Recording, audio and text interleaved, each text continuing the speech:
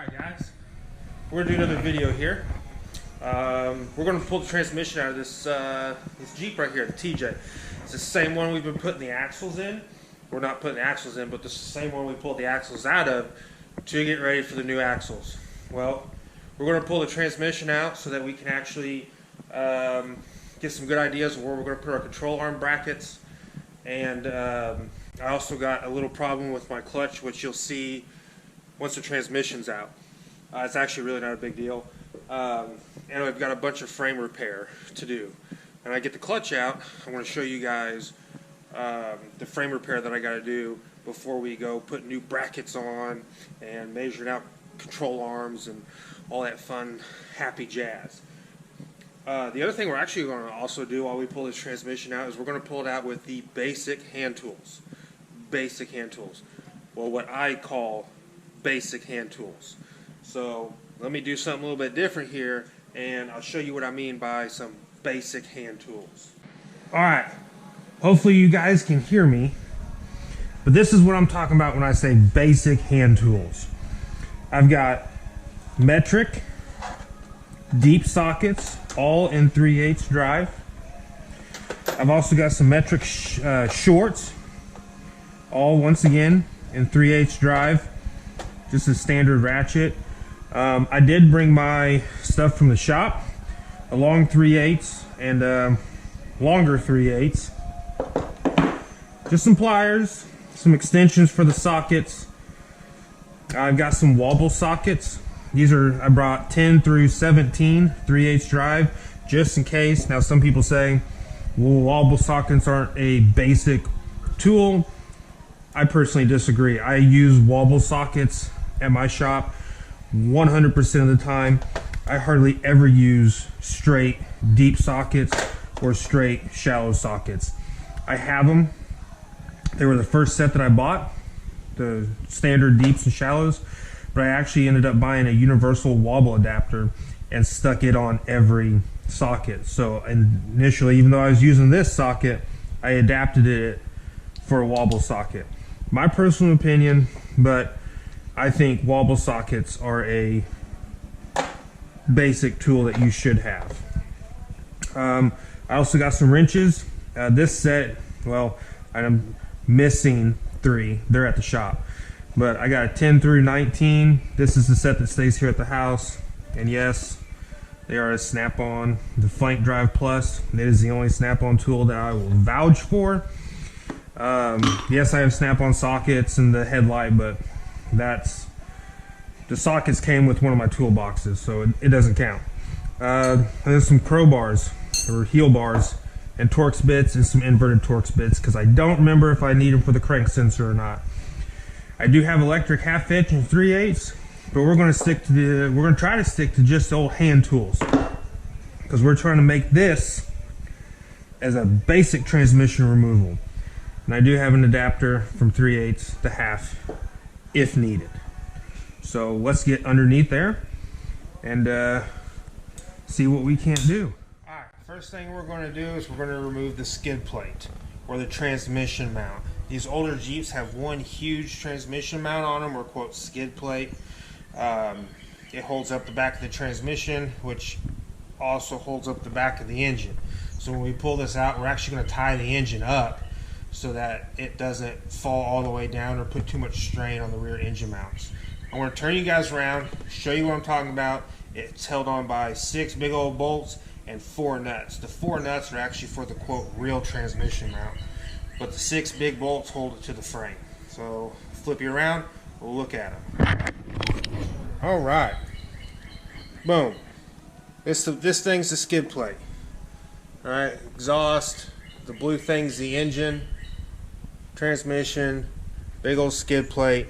It's got these 3 bolts on each side, and we're going to remove them so that we can get the old skid plate off, and so that we can get the better access to the transmission and the transfer case, which is up there somewhere. So sit tight and let's get fast forward.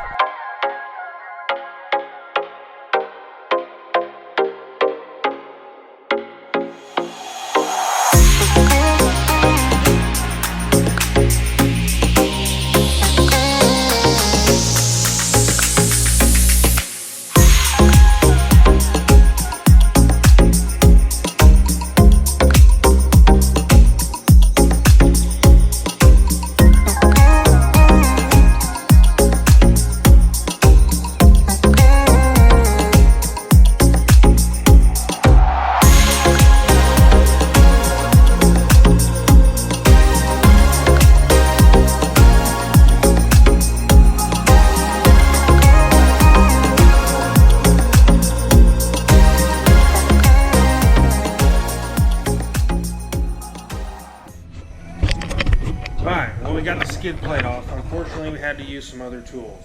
We had to use a grinder. It's a 4-inch grinder, cut-off wheel. The way that these skid plates are held on, like I said, they've got 4 big bolts and they've got a king cert that's inside the frame rail. Well, Jeeps are notoriously known for rusting out the frame rails, and in fact, if you've ever pulled a transmission out, you're actually gambling these king certs, and the bolts were rusting themselves together, and they just sit there and spin. Unfortunately, I had 2 out of 6 that did that.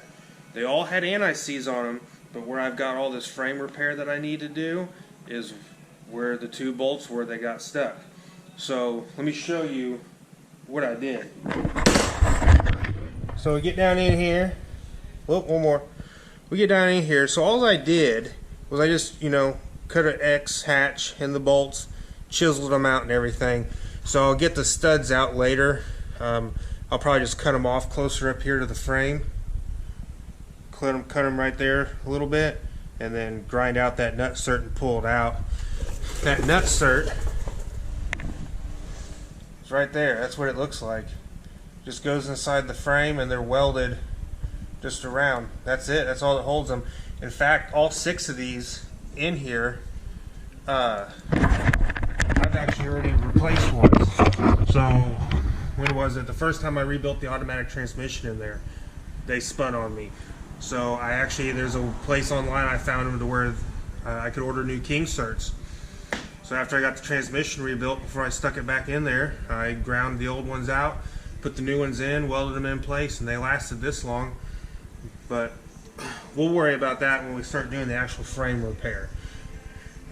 So now we're actually going to go ahead and unhook all the electrical stuff on this. I know what you're thinking. Well, you said it's a manual transmission. How much electrical stuff does it have? Well, like I said before, this Jeep is a factory automatic transmission. It had the 32RH in there.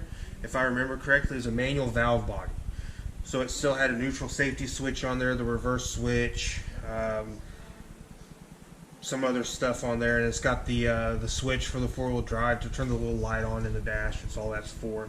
But we do still have to unhook a few things that are hooked back up, like the reverse lights. I reinstalled those so the reverse lights actually work on the Jeep now, and the transfer case electrical stuff. So I'm going to flip you around and actually try to show you these electrical connectors, and it's actually really simple. You'll see some other stuff. I got some stuff zip tied up out of the way because this Jeep has not been 4-wheel drive for a while. I didn't have the linkages. The linkages for a manual is different than automatic, so mine didn't work.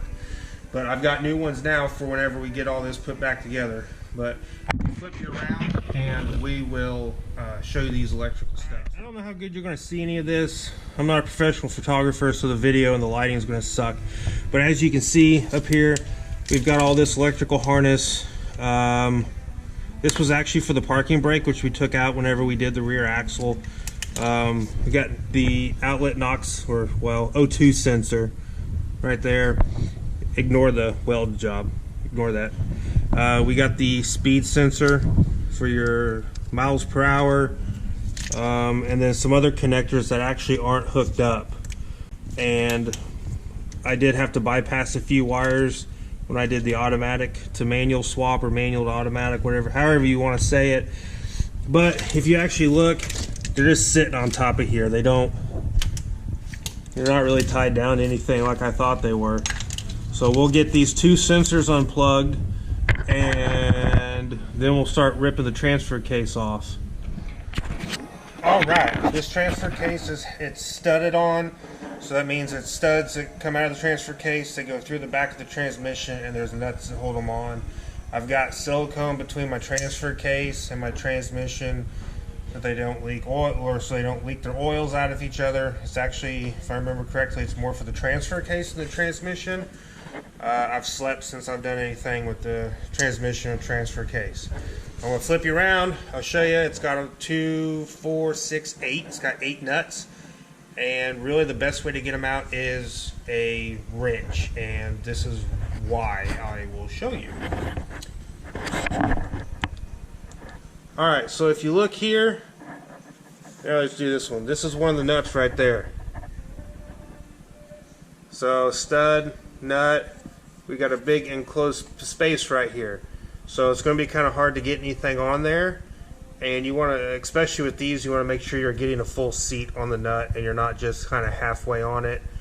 So best thing to do is just to go ahead and use a wrench. They're not that bad to get a wrench on. You'll spin them out in I don't know, a couple minutes. So let's go ahead and take these transfer case bolts out and go ahead and get this transfer case on the ground.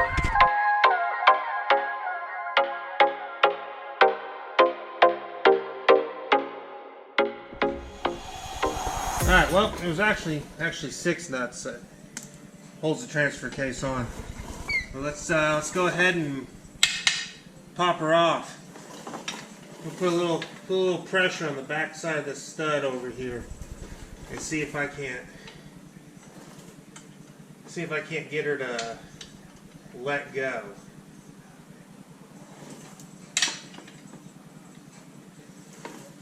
Well, maybe.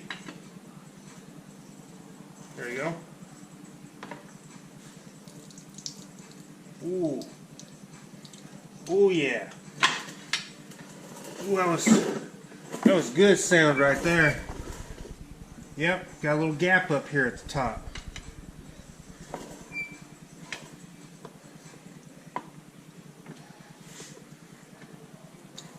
Oh yeah. She's free. Now, in order to set this on the ground, you need to eat your Wheaties, drink your milk, and probably listen to your mama about not lifting heavy things unsupervised. Whoa, she's still in there. She ain't want to let go just yet. Oh yeah. Not yet. How about now?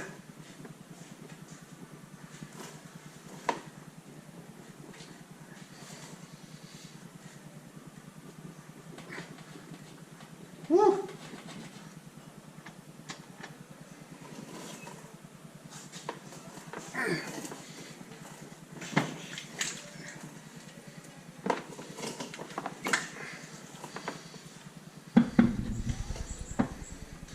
All right, well, my silicone was a little unnecessary, but you know what? No water or dirt got inside this stuff. Boom. Dry, clean. I'd eat a chip out of there. All right, we got the harness all free, so we're going to take the starter off and get this transmission out of here. Alright, I went ahead and took the starter and the clutch slave cylinder off. I don't see a need to record that or show you guys the process. It's 2 bolts for the starter, 2 wires, positive ground. Make sure you unhook your battery first. And then the slave cylinder, it's 2 nuts and the slave cylinder comes right off.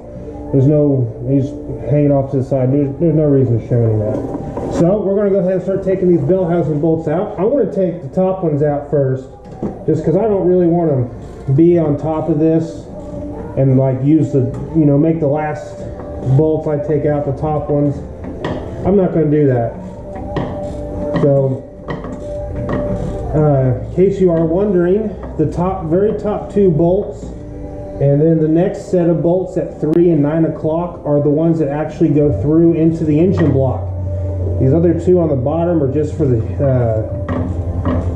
dust shield that sits behind your flywheel. But you still got to take them all out and get the old transmission out.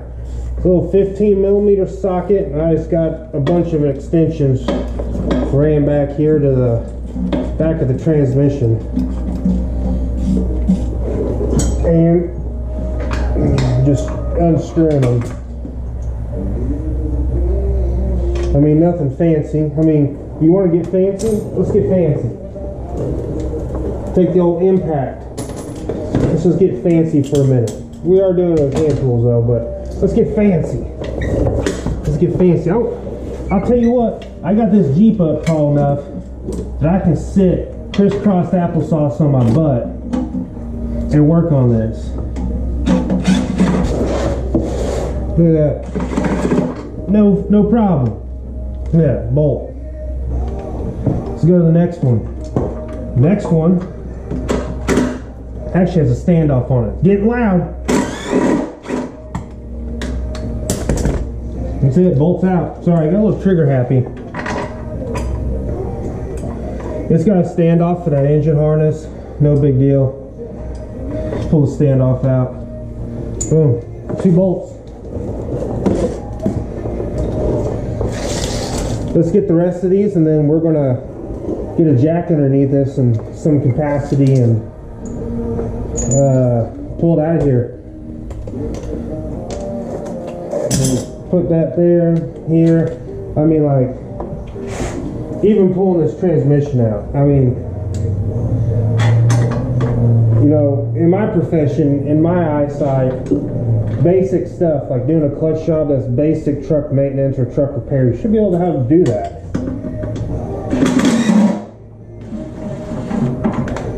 Whoa, look at that. Get a nut and a bolt. Look at that. Still has anti-seize on it from 12 years ago. If you guys don't get that, go back to the shorts that are on this page and watch the short about the power of anti-seize. Everything gets anti-seized. Look at that. Boom. I mean, you don't get it any easier than that. It just comes right out. So this little dude right here, this little 13 millimeter, it's facing the wrong way as the rest of them. It's just to hold the flat down, the plate down to the transmission. You do have to take it off because, like I said, the dust shield or dust cover is behind the flywheel. So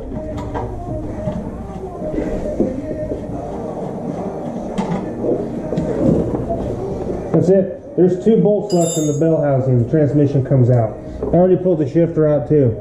1 bolt. And if you've got all the interior pieces in, like all the plastic trims and whatnot, they just pop up with a screwdriver. So pop them up. It's a Torx bit. It's like a T3530. Take Torx bit off, pull a stick out of it. So let me get this set up with the jack.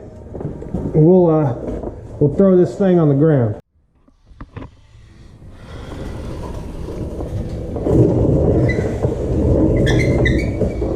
Alright, I've got a jack under here. It'll work. I've done this before. You got to be really careful. But I've got everything loose. I'm going to take this last bolt out. I took that one out at 3 o'clock already. Just because you guys are on that side, I'm over here. So here goes the last bolt.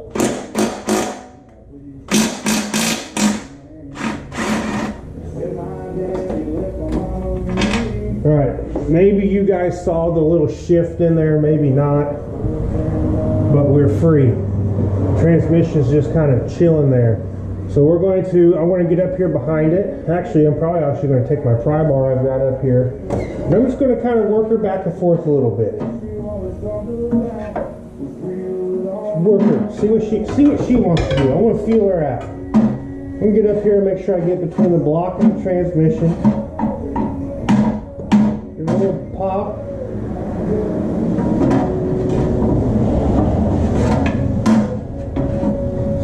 See what she wants to do.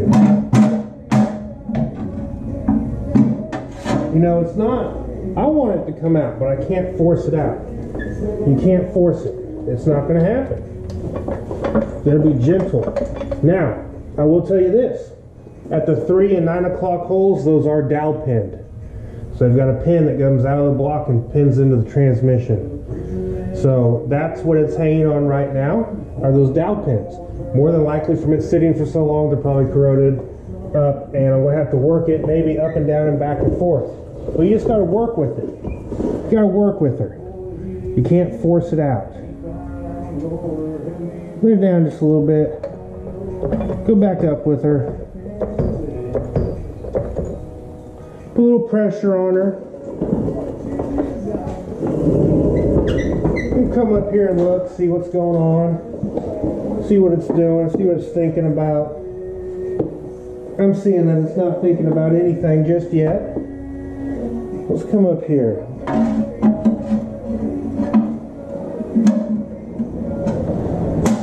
Oh! Too much. Too much. Sorry. Okay, okay.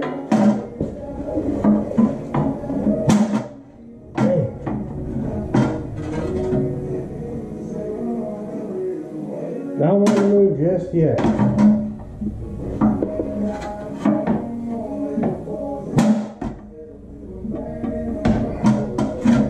Should probably get some pry bar. Hang on a second.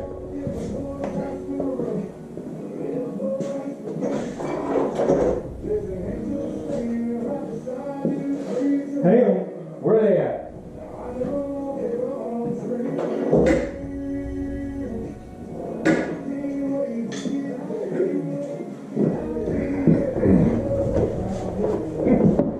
Alright, I got some miniature pry bars, some screwdrivers. All I'm trying to do is get between the block and this dust plate and just give it a little bit of work. Not trying to force it or anything, just trying to get it a little work. Get her to move just a little bit. See what she wants to do. Give her a wiggle.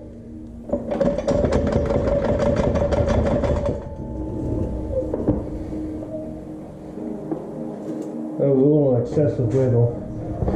Maybe I'll give her a little tap tap.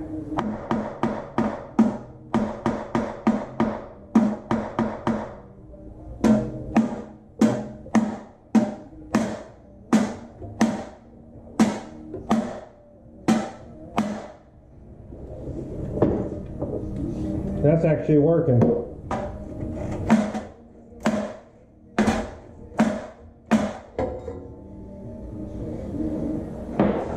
So all I did was tap just enough for it to break that corrosion free. Now that this corrosion is free, I want to start working it in this gap just a little bit. Just a little bit of a pry. A little bit of a pry. And she's coming off perfectly. Now, here's the other thing when doing stuff like this. Even if you have the exact jack strapped down and everything, you want to make sure that you're in a position to where in case it falls, you can push yourself out of the way. Because this transmission doesn't mean anything if you can't use it, or if you're 6 feet under the ground. So I'm in a safe place. I like where I'm at. I want to just give her just a little bit more. I'm going to come over to here. Here a little bit more. Now yes, I'm reaching across it, but I am still in a good spot to where I can move. Right there. A little bit more.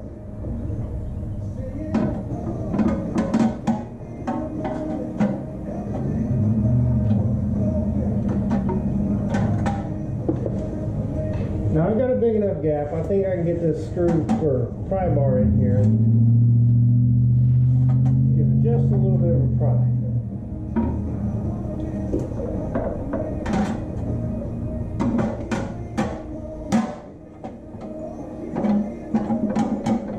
Remember, work both sides evenly.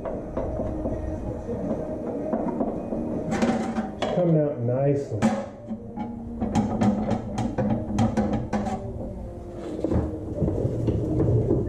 Alright, I'm going to let this transmission down just a bit.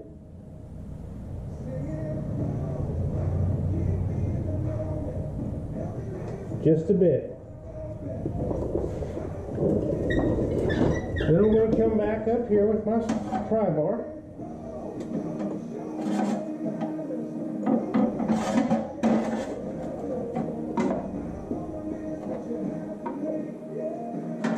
See what we got cooking here. Oh, here we go.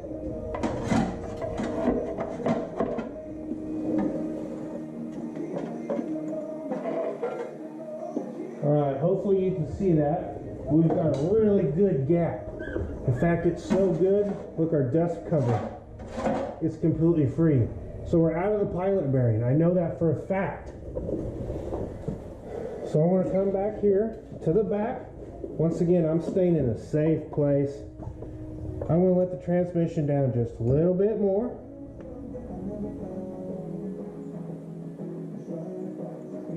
Just a bit. Nothing much. I want to give it a little wiggle wiggle. She's free.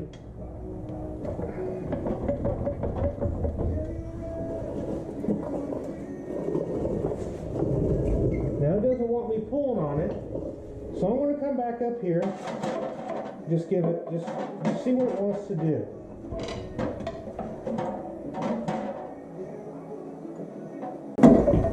Whoa.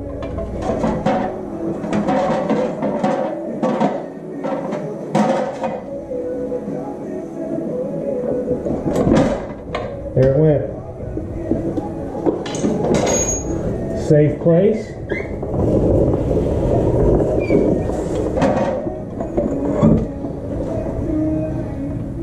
I'm going to let it down just a little bit more.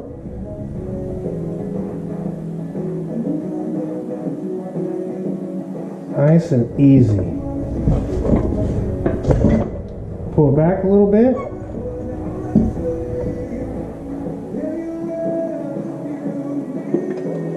Let her down.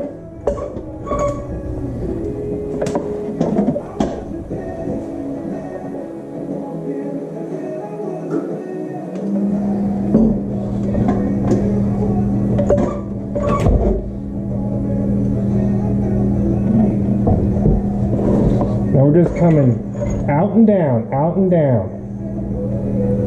Down, out. Now I think we're out of the clutch. I can't tell. It feels like we are. So I'm going to go ahead and let her come all the way down. This transmission ain't very heavy. I'm just letting it rest here, and I'm just guiding it down. So I don't want something to happen. Boom. All right. I want to test the transmission. It's sitting there by itself. Pull back you guys up.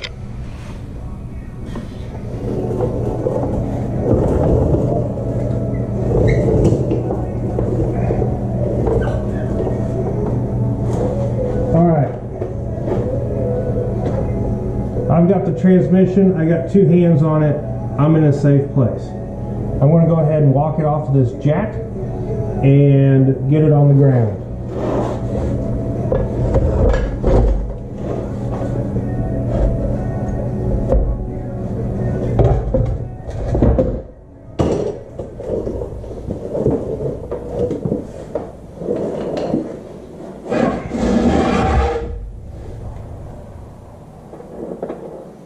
That's it. It's out. Well, transmission's out. In fact, the last time I had this transmission out was probably 2018. This is 2024 right now. And when I put it back in the last time, I was like, I'm gonna put little anti-seize on everything. And you know what? Best decision ever. Put some anti-seize on those dowel pins and on my input shaft, especially for the pilot bearing and where the input shaft goes through on the clutch disc. It's stuff, you know, if something sits for a while, it's going to get rusty. And it's better to have something prevent it than just to see what happens. I don't know, there's been several times where at the shop I'll go to do a clutch job or pull an engine out, and the input shaft is frozen itself to the clutch disc because the truck's just set for so long. And it makes the job way harder than it needs to be, and it also makes it unsafe because then you're having to jerk and force and bang and pry trying to get it to break free, and it's not a good situation. But I've got anti-seize on it. In fact, let me get some light right there. You can still see my anti-seize on the input shaft, on my dowel pins, and inside the dowel pins. And apparently the rear main seal is leaking a little bit, but that's okay. We might fix it, probably will. But yeah, let me show you the clutch real quick. Oh, All right. I know, terrible lighting. Tell me all about it. So this clutch is a stage 2 center force clutch. Crank sensor. Stage 2 center force clutch. It's got these weights on there. And what those weights do is the faster this thing spins, the farther these weights go out. Because like if you notice, they're not even. Some are really close to the end of the fork, others are way far back. Well, they spread out and they put more force on these fingers and bites down harder on the disc, eliminating clutch slippage. This was the best clutch kit you could buy and put in one of these, especially if you're going to do any type of rock crawling or climbing or anything that you want to make sure that you've got good traction. You don't want to worry about a clutch slipping. In fact, I like the kit so much, I actually put the kit in my JK. It came with the flywheel. It's got a heavier flywheel in it to help with not really takeoff, but the counterweight of the rotation mass. And I won't run any other clutch in any other vehicle. Stage 2 center force clutch, best clutch ever. It can work with factory hydraulics. It is the only one that the next step up of clutch from this one, you have to upgrade the hydraulics if it's a hydraulic, clutch. But yeah, that's it. We're done. We've pulled the transfer case out. We got the transmission out, and then the clutch is just sitting there. Oh, let me show you the rust on the frame real quick that we're going to fix. I keep forgetting. In fact, I'm going to get a different flashlight for that. It's in my back pocket, side hip. All right, so wow, let me turn that down a little bit. One more. All right, there you go, right there. And this is right where the rear axle would go, lower control arm bracket. It's rusted all the way through. There you go, all the way through. I don't know if you can see, but you see all that crap inside of there? That's what those frames do, is they just rust from the inside out, and then next thing you know, you look down there, and you're like, oh, there's a hole. What am I going to do? Hey, that's okay. A little bit of time, and a little bit of labor, and a couple dollars off the Dollar Tree, and you can get her fixed. Like I said, we're not going to sleeve it. We're going to actually patch it, so we're going to cut all the bad crap out, put new stuff in there, put some preventative rust spray in there and whatnot. And the other reason too is that control arm bracket, it's getting moved, so it's not even going to be there when we're done. And that's the whole reason for pulling the transmission out, just so that we had more room to do the frame repair on it. So the next thing that we're actually going to do before we actually fully jump on board with doing the frame repair is we are going to remove the fuel tank. Common sense says that if you've got a fuel tank that's probably got fuel in it, which I think this thing's got about half a tank of fuel, so about 6 gallons of fuel in there. Common sense says if you're going to be cutting, grinding, and welding and using heat and fire around fuel, you should probably pull the fuel tank out. On top of pulling the fuel tank out, I'm also going to go ahead and take the brake lines out of it and the fuel lines out that run across that frame rail, because they're actually going to get upgraded for a bigger brake line and stainless steel fuel lines, so that it can handle the E85, because we are going to convert it to E85. With that 4.7 stroker in there, it just loves E85. In fact, this one right here, it's got a mixture in it right now. It's got E85 at 8 gallons and then 10 gallons of 93 octane in it. And doing that mixture is actually cheaper than just putting unleaded in it. And it doesn't hurt the vehicle whatsoever. It doesn't gum anything up, doesn't corrode anything. It's perfectly fine. You know, most standard gas has 10% ethanol in it anyways. Drag cars that you watch on the drag strip, they all run on alcohol. So E85 is just diluted race fuel, wherever you want to say. You can say what you want. I'm going to put it in there. I've built the engine to withstand the alcohol use in there, so it'll be fine. But stay tuned, because we're going to keep going. I'm not fast at this video stuff. Typically, pulling this transmission out of this Jeep right here, it's a 45-minute job for me. That's if I don't have to cut some bolts out like I did on this one. But 45 minutes from the time I lay on the creeper to the time I pull the transmission out of the ground. It's 45 minutes. That's it. Super simple, super easy. You know, don't forget your starter, don't forget your clutch hydraulics. You know, there's no point for me showing you that stuff. You know how to do it. Or if you don't, it's really self-explanatory. Power, ground, couple bolts. 2 bolts and your slave cylinder's out. So with that being said, enjoy your weekend, or your week, your evening, whenever you're watching this. I'm going to enjoy cleaning up some stuff now. So, yeah. Bye.